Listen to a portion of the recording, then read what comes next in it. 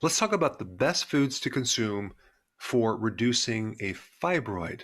A fibroid is a tumor that's growing on the inside of the uterus, and they can sometimes grow on different parts of the uterus, but they could be the size of a pea to the size of a basketball.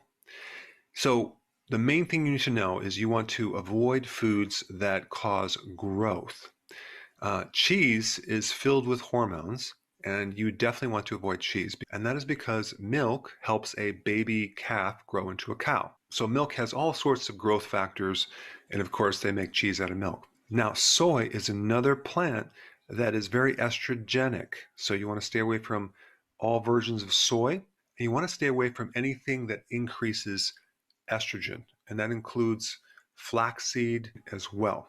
Now, in addition to that, you want to avoid foods that trigger insulin because insulin is a very powerful growth hormone. And of course, you'd want to go low carb and low sugar.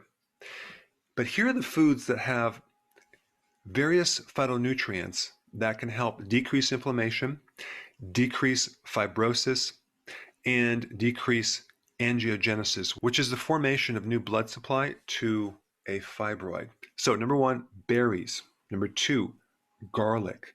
3, cauliflower. 4, tomato. 5, onion.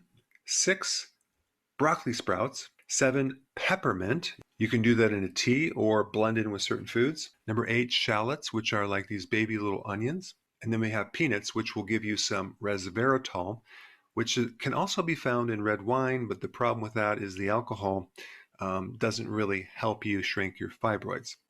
And lastly, fasting. Intermittent fasting and periodic prolonged fasting is probably one of the most powerful things you can do for fibroids. So if you combine that with healthy keto and make sure you have some of these foods right here, I think that would be a perfect plan.